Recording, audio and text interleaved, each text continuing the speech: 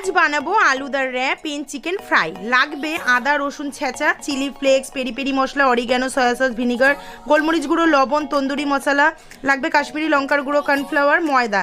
এবার একে একে 1 চামচ করে সমস্ত মশলা গুঁড়ো দিয়ে চিকেন ম্যারিনেট করে রাখবো 1 ঘন্টা। বিশ্বাস করো দারুণ হয় এই রেসিপিটি। আমি বাড়িতে কিন্তু অবশ্যই বানিয়ে থাকি বলেই তোমাদেরকে বলছি। রেসিপির সমস্ত মশলা মাপ সহ রেসিপি দেওয়া আছে আমার বেঙ্গলি ব্লগার রিয়ার চ্যানেলে। এবার দেখো স্লাইস করে একটি বড় আলু কেটে নিয়েছি, জলে ভিজিয়ে রাখবো। একটি বাটিতে 2 চামচ কর্নফ্লাওয়ার নিয়ে জল দিয়ে গুলে নেব।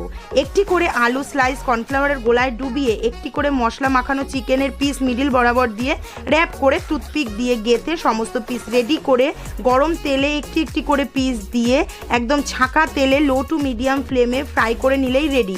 গরম গরম সসের সাথে সার্ভ করো, সন্ধ্যা জমে যাবে। আজকের ভিডিওটি ভালো লাগলে অবশ্যই একটি করে লাইক করে দিও। টাটা।